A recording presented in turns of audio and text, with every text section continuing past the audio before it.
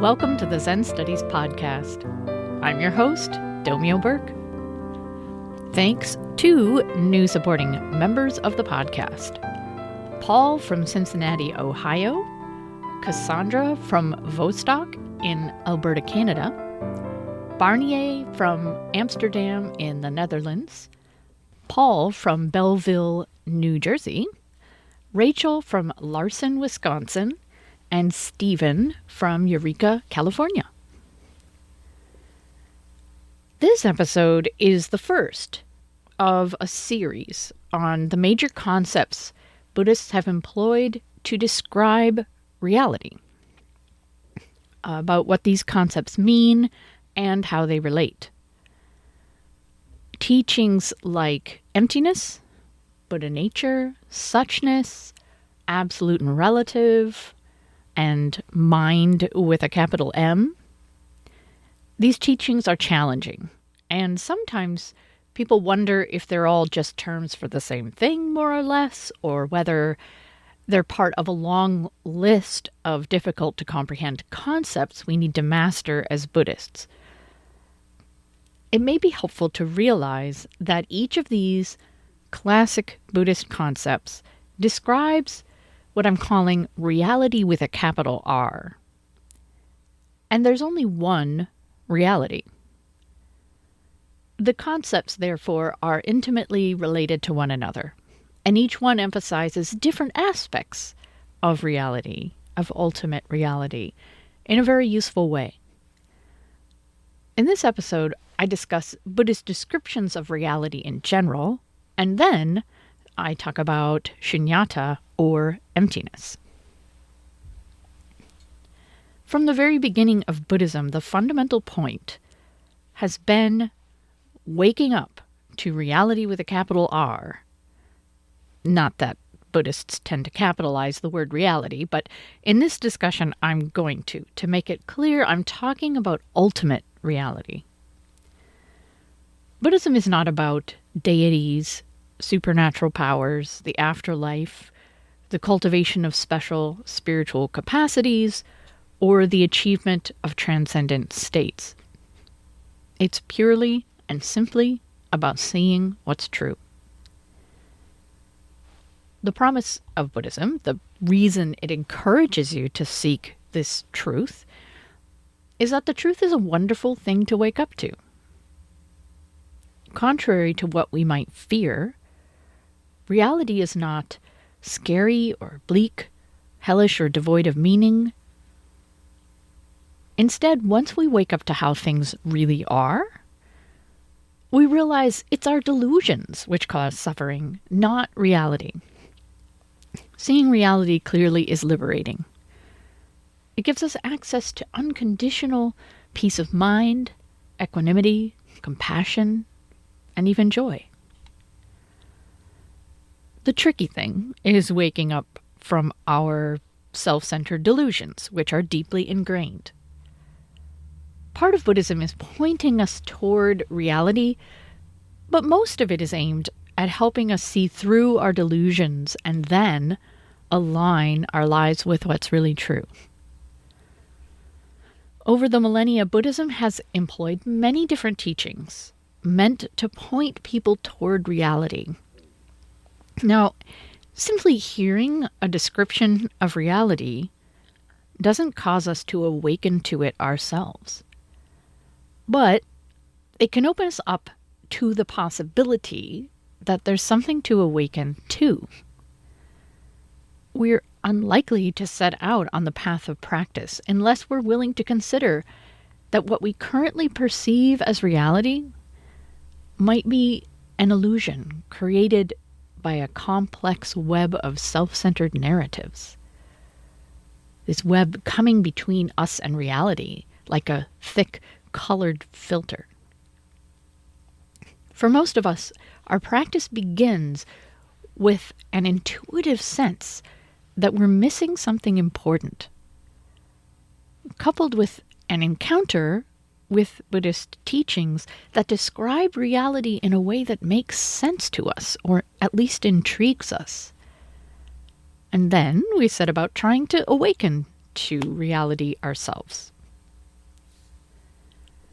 So before I begin my discussions of the various Buddhist ways to describe reality, starting with emptiness, I want to say something about descriptions of reality in general. There's a famous Zen metaphor for teachings about reality, which compares them to a finger pointing at the moon. The moon in this metaphor is reality, or some kind of truth. The finger, Buddhist teachings and practices, are a way to point us toward reality. If someone didn't point out the beautiful moon visible between the trees, we might never even notice it. And yet the finger is not the moon itself. The finger doesn't matter at all, except in its utility in helping us see the moon for ourselves. Similarly, teachings like emptiness and Buddha nature are irrelevant and worthless, except for how they help us awaken to reality. As fascinating and apparently profound as teachings and concepts can be, understanding them intellectually without personally awakening to the reality they're pointing to is, from a spiritual perspective, a waste of time. Dwelling too much on the concepts themselves is like getting fascinated by the finger pointing at the moon. There's another metaphor I like to employ for Buddhist teachings, or really any kind of expression of truth, including something like this podcast. Let's say you're witnessing a beautiful sunset. You want to convey the reality of this sunset, the experience of this sunset to someone else, maybe a loved one you wish could have seen it with you. Now, there are countless ways you could describe this sunset. You could send someone data on the timing of the sunset, the amount of cloud cover, the intensity and color spectrum of the light. You could write a poem about it to convey your subjective experience. You could take a photo of it, which would require a host of decisions about angle, exposure, field of view, and timing. You could paint a picture of it, which would involve choices about media and which of the infinite aspects of the sunset to focus on. Every one of these descriptions of the sunset convey something different. And there's something true and sincere and valuable about all of them.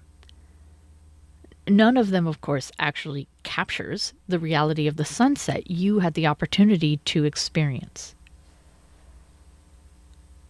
The various Buddhist descriptions of reality I will cover in this series of episodes are like different portrayals of a sunset. Each concept points to an aspect of reality that it is essential for us to wake up to. But there's only one reality.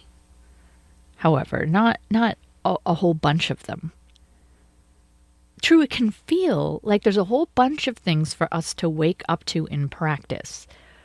But ultimately, we realize it's just this.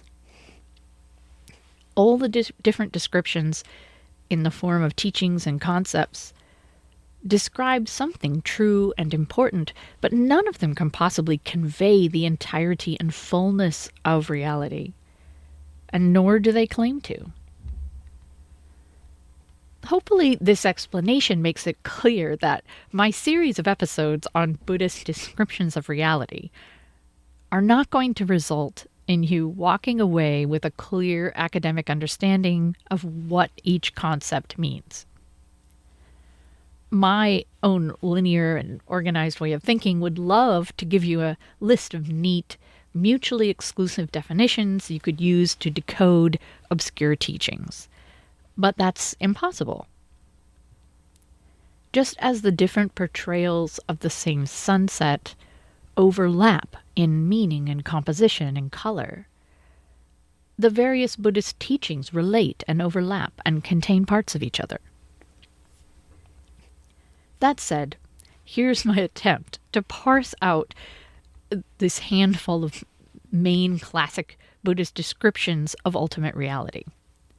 Now, another teacher might define and differentiate these concepts differently, and I myself will probably revisit them someday. But there are so many Buddhist concepts that we can start losing their meaning if we don't at least attempt to define them now and again. So here goes. Sunyata, or emptiness, points to the falseness of the self-nature we project onto all phenomena, including ourselves. All things and beings share the quality of shunyata, or being empty of self-nature. Tathata, or suchness, points to the luminous, miraculous quality of all things in and of themselves, which we perceive once we awaken to emptiness. The absolute, li in Chinese, paired with the relative, ri in Chinese, points to different ways we interact with, relate to, perceive reality, and the importance of expanding our experience beyond the relative. Buddhata, or Buddha nature, celebrates the existence of all beings and things, without which there would be no awakening.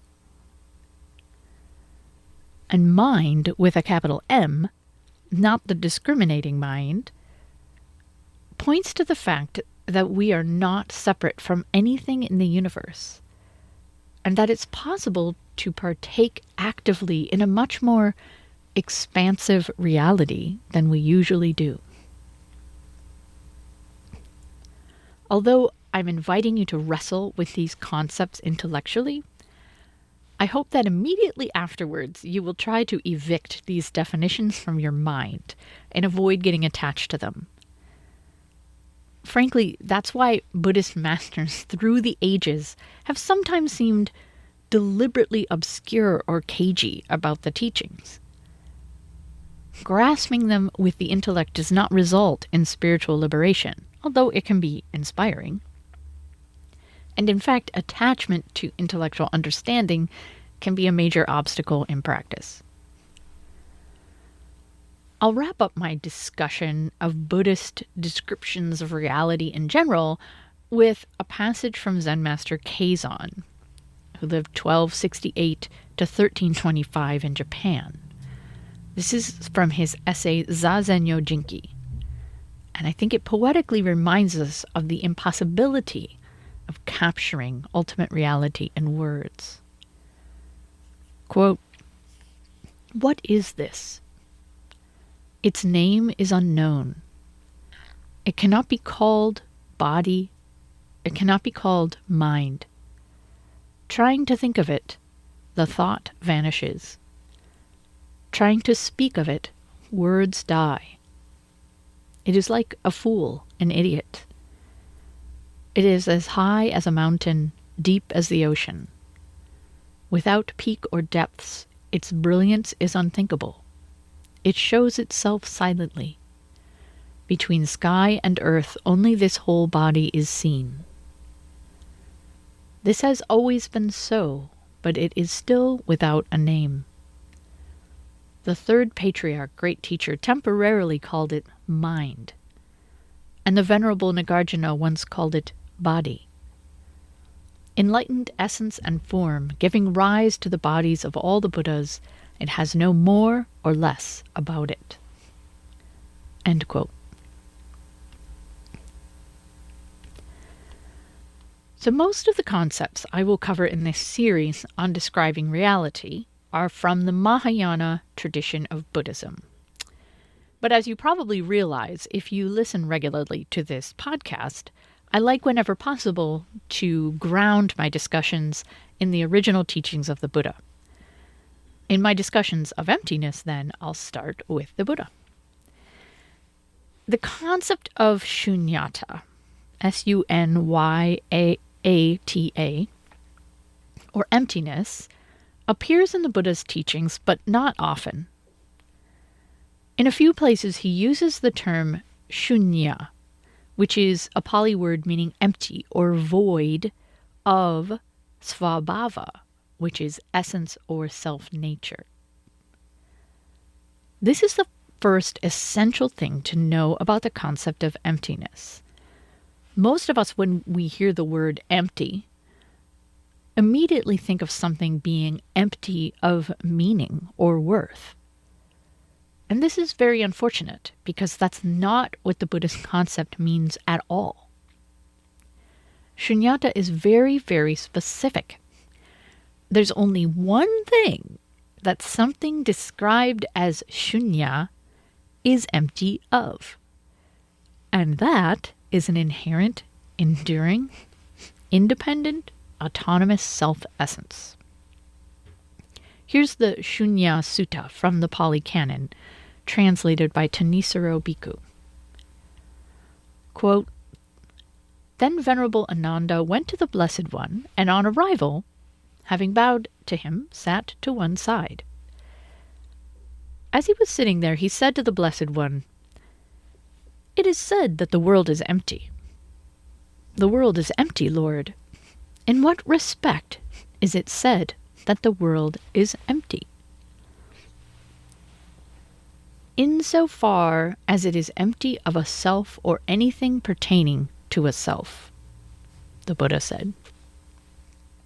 'Thus it is said, Ananda, that the world is empty.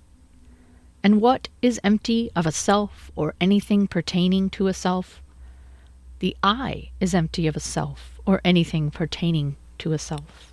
Forms, eye consciousness, eye contact, is empty of a self or anything pertaining to a self. The ear is empty. The nose is empty. The tongue is empty. The body is empty. The intellect is empty of a self or anything pertaining to a self. Ideas, intellect consciousness, intellect contact, is empty of a self or anything pertaining to a self. Thus it is said that the world is empty." End quote. So in that passage, as I just read it, there were many ellipses which implied repetition, that repetition had been omitted from the text. So basically, the Buddha is listing everything, all of our senses, all of the consciousness around each sense, all of the things that those senses come in contact with, etc. So that's a lot of stuff. As I mentioned earlier, in the Pali Canon, the texts that are believed to convey the original teachings of the Buddha himself, the terms shunya and shunyata, shunya meaning empty and shunyata meaning emptiness, are rarely used. It was far more common for the Buddha to describe things as being marked by anatta, or not self. As Tanisaro Bhikkhu discusses in his essay, No Self or Not Self, the teaching of anatta was not intended as a metaphysical or philosophical observation about the nature of reality. It wasn't a statement about there being no self inside things. Instead, it was a method of practice for dismantling our powerful delusion about self-nature. Practitioners would methodically examine their own minds, bodies, and experiences in order to recognize the impermanent, ungraspable, not self-nature of each identifiable component. In doing so, their attachments to such components would disappear, and their dukkha would be relieved. A few hundred years after the Buddha's death, there were further developments of the concept of shunyata, and it became central in Mahayana Buddhism. The teachings began to identify emptiness as a quality of all beings and things, of all manifestations, all phenomena. One of the most important Buddhist texts on emptiness is the Heart Sutra. a short work that dates from the 1st century CE and is part of a much larger body of texts called the Prajnaparamita scriptures. Prajnaparamita meaning the perfection of wisdom, which can be seen as synonymous with awakened to reality, including the truth of emptiness. Here are a few stanzas from the Heart Sutra, and this version is by the Soto Zen Translation Project. Quote, Avalokiteshvara Bodhisattva, when deeply practicing Prajnaparamita, clearly saw that all 5 aggregates are empty and thus relieved all suffering. Shariputra, form does not differ from emptiness. Emptiness does not differ from form. Form itself is emptiness, emptiness itself form. Sensations, perceptions, formations, and consciousness are also like this. Shariputra, all dharmas are marked by emptiness.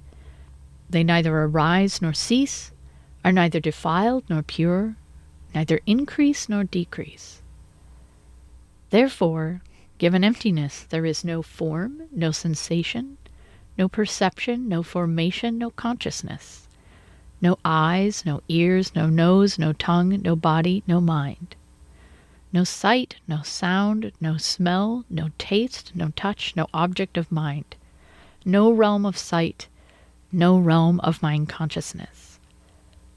There is neither ignorance nor extinction of ignorance, neither old age and death, nor extinction of old age and death, no suffering, no cause, no cessation, no path, no knowledge, and no attainment.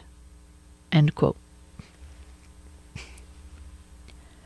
As I discussed at length in episodes 19 and 20, the Heart Sutra, Introduction to the Most Common Mahayana Text, all the things listed here as being empty or as not existing because of emptiness belong on established Buddhist lists. Form, sensations, perceptions, formations, and consciousness are the 5 skandhas or heaps, which include every component of a human being. Then we have the list of the 5 sense organs, 6 sense organs, the object of the senses, the realms of consciousness associated with the senses, including the mind, and then the Heart Sutra lists in abbreviated form the 12-fold chain of dependent origination, a core teaching of original Buddhism, the Noble Eightfold Path, and enlightenment itself. What does it mean when the Heart Sutra says that because of emptiness, there is no form, or no perceptions, no I, no mind consciousness, no path of practice? This may sound very negative, as well as contrary to what is obviously true in our own direct experience. Our body exists, perceptions exist, the path exists, all that other stuff exists. Is the Heart Sutra saying somehow all these things are delusions, illusions? Yes and no. Mahayana Buddhism takes the original Buddhist observation of shunya, empty of self-essence, and explores the spiritual implications of this state of affairs. If something is empty of self-essence, of svabhava, there's a sense in which it cannot be said to exist at all, at least not in the way we usually think about it. To try to get our minds around the concept of emptiness, as futile as that effort might be, let's use the example of a chair. There is no enduring, independent, autonomous essence inhabiting the chair. The chair comes into being when all of its component parts are assembled in a certain way. The chair is not synonymous with any one of its parts, nor can any chair essence be found separate from the component parts. The parts were once other things and one day will no longer compose a chair. The designation chair is temporary and functional, referring to the utility of this useful and recognizable assemblage of parts which allows a human being to sit down and rest on it. Now, a chair most definitely exists. There it is before our eyes. We can see it, touch it, use it, talk about it, and identify the point at which it became a chair and the point at which it can no longer be called a chair because it's lying in pieces on the floor. However, we generally don't imagine there's a chair essence that sprang into existence when the chair was assembled and that can be mourned if the chair is destroyed. We may feel sad about the loss of a nice chair. We may miss the presence of the chair, but we usually don't project an enduring, inherent, independent, autonomous self-nature into the chair.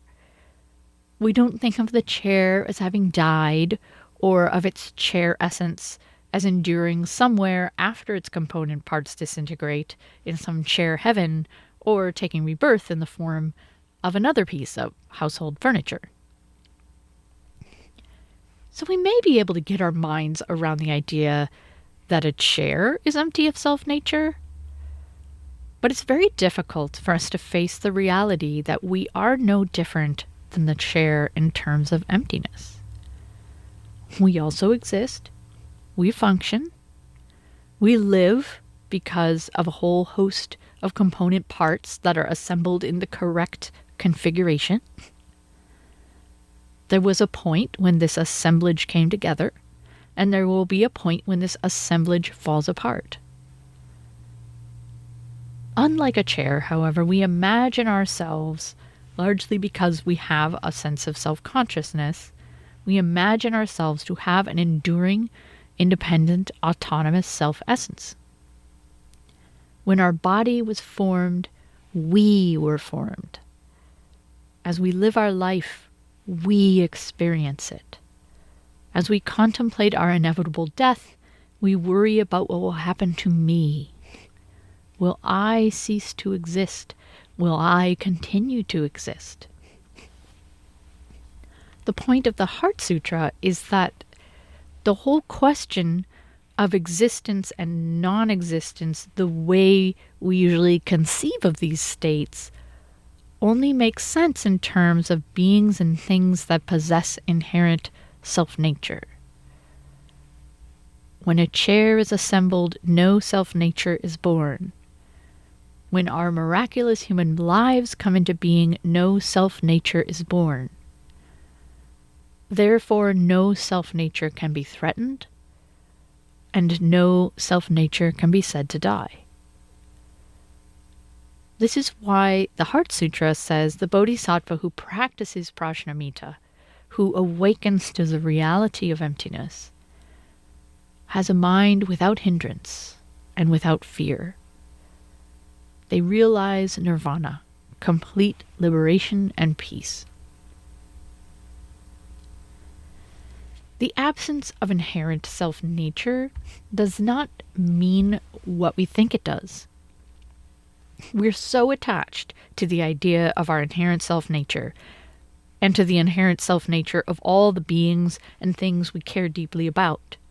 Maybe even a chair that we're particularly fond of, we can imagine having some kind of self-nature. We're so attached to the idea of this that our emptiness may sound threatening or nihilistic. However, emptiness is a quality of existent things. No existent thing, no manifestation, no emptiness. Which is why the Heart Sutra says forms, sensations, perceptions, mental formations, consciousness, etc., all the aspects of a human being do not differ from emptiness. Existent things are the manifestation of emptiness. Emptiness cannot possibly manifest or be so apart from existent things, which are empty of inherent self-nature. And when we realize this, we're liberated. You may say awakening means we realize we are free from inherent self-essence, the belief in which turns out to be an enormous burden and a source of great suffering. Note that when the Heart Sutra says there is no physical form, for example, it's pointing to the way in which our body is a creation of our own mind. Now, this does not mean we conjured up our physical form through the power of our mind. It means that body is a concept we project onto this physical phenomenon. Which parts of your physical body do you consider my body? Presumably you mean all the parts contained within your skin and contiguous with other parts. Because if one of your limbs or an organ was removed, you might still have a sense of ownership or connection to it, but you'd no longer consider it part of your body. At what point does the food you consume become your body? At what point does the waste you produce become something other than your body? What about the bacteria that live in your gut and allow you to live? Genetic material you inherited from your ancestors? Gravity and air pressure make it possible for you to stand up, but they aren't part of your body, right? What about the air you breathe? At what point in the molecular exchange does the oxygen become part of your body? What about the fact that the atomic edge of your body is mostly space? If you look carefully enough, you realize that your discernment of my body versus not my body is quite arbitrary, fluid, and self-centered. It's not at all that my body as a physical functioning manifestation doesn't exist. It's that my body, as I conceive of it, something that belongs to and is animated by my inherent self-essence, something inherently separate from and independent of the rest of the world, that doesn't exist. This is why Kaz Tanahashi sometimes translates Sunyata as boundless instead of empty. And I think an even better term is boundarylessness.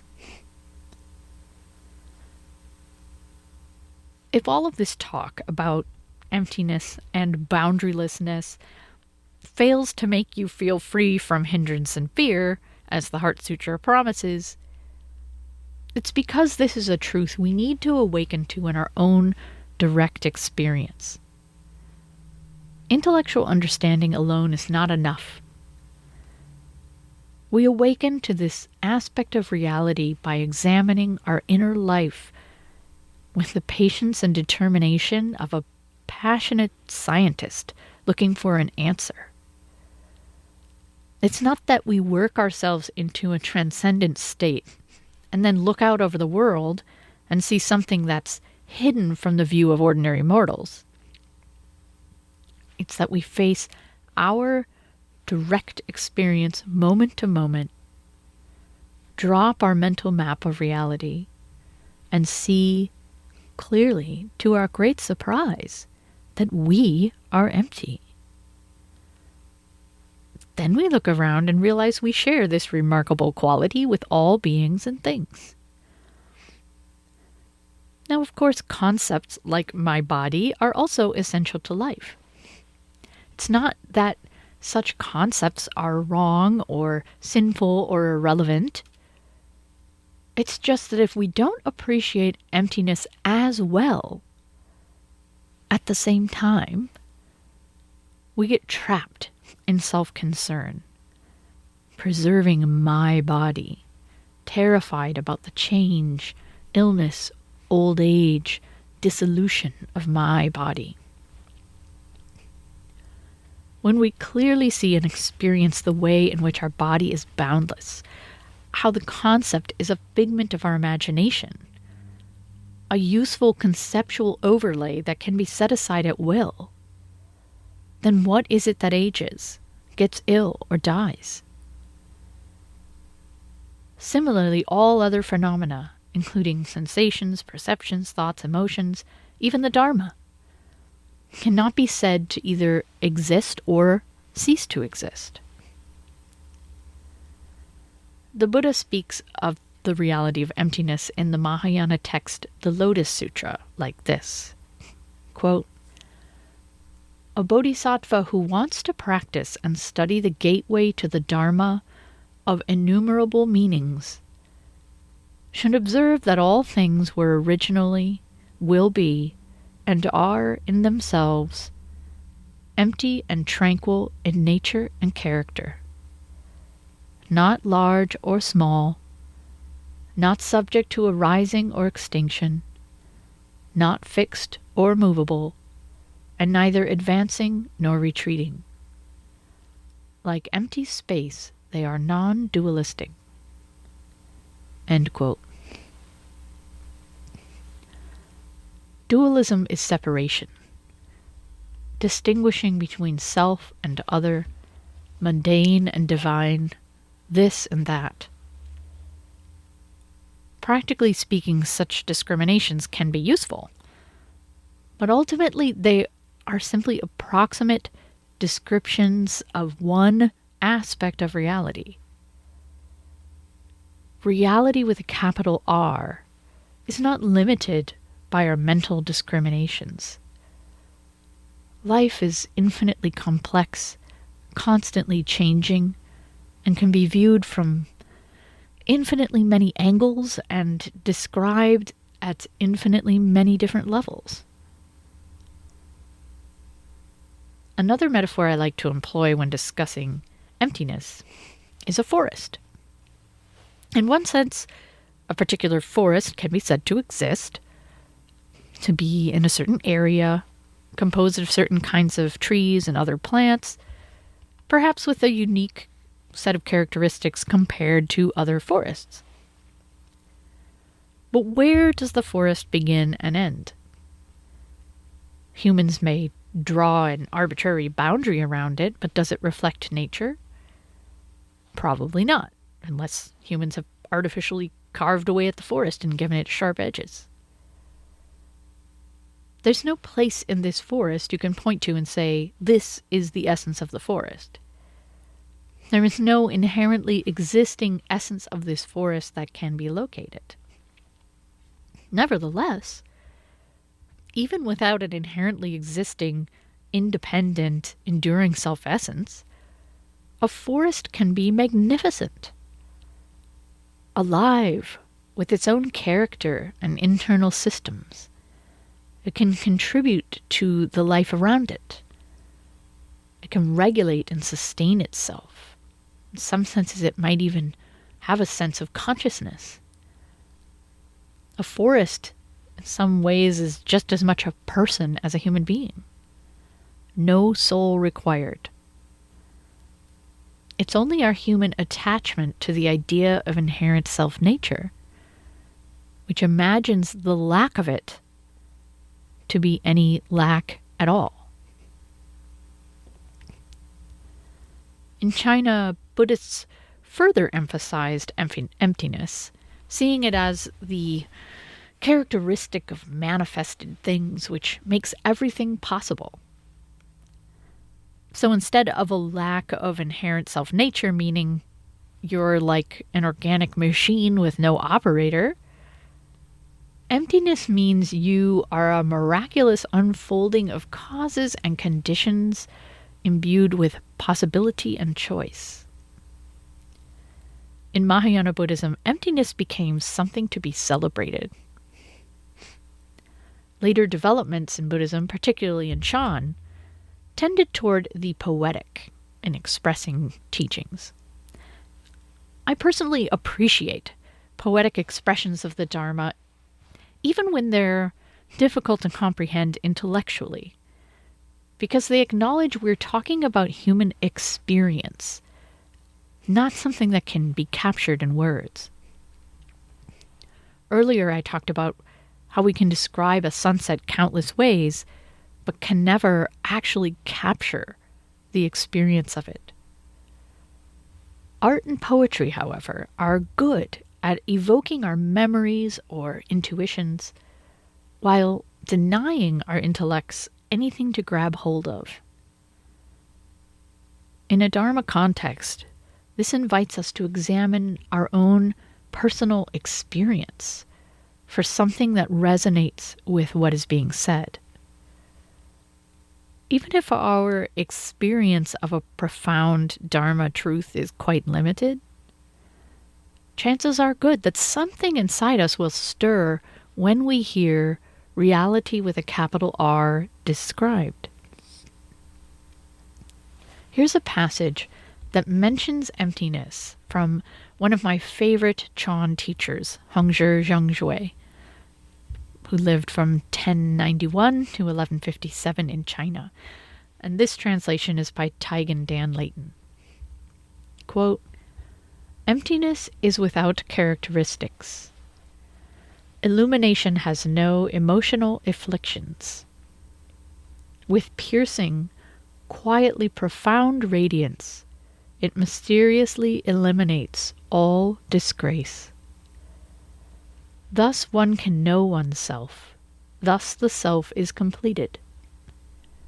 We all have the clear, wondrously bright field from the beginning.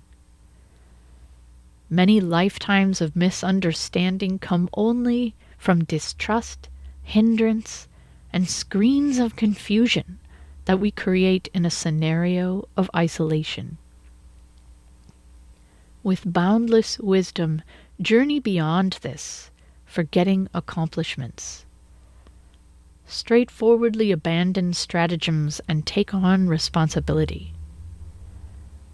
Having turned yourself around, accepting your situation, if you set foot on the path, spiritual energy will marvelously transport you. Contact phenomena with total sincerity. Not a single atom of dust outside yourself." End quote. There's way too much in that brief passage for me to explicate here. However, I think it's especially important to note Hongzhi's words. We all have the clear, wondrously bright field from the beginning. Many lifetimes of misunderstanding come only from distrust, hindrance, and screens of confusion that we create in a scenario of isolation. The bright field is the field of freedom and possibility that opens up when we recognize our inherent self-nature is a sad and burdensome delusion that tyrannizes us and causes suffering. We're only separated from that bright field by our own delusions, which means that it lies entirely within our power to see through those delusions and be free. When we awaken to emptiness, we become capable of perceiving the other aspects of reality with a capital R: Suchness, Buddha nature, mind. These luminous aspects of reality are obscured from our sight when we are lost in a self-centered dream. How do we awaken to the reality of emptiness? Many aspects of our practice are aimed at just this. When we study Buddhist teachings, like listening to a podcast, our current ideas and assumptions get challenged. Hopefully, our curiosity is aroused. What do I not yet see? Then we can try to hold the question, lean into it, build up our courage to face reality with a capital R, even though we may be filled with trepidation about what that will mean. We learn to be more attentive to right here, right now, through our meditation and mindfulness practices. And we become able to see how everything we identify as self or belonging to self is in fact impermanent, ungraspable, and not self. Gradually, we become less attached to our mental map of reality. And at certain points, we can glimpse reality with a capital R through temporary gaps in that map. Seeing what is true, even for a moment, changes us forever. In my next episode, I will probably cover a different topic, but I will return to descriptions of reality with a capital R, with discussions of suchness, Buddha nature, and mind. I hope you'll tune in. Thanks for listening.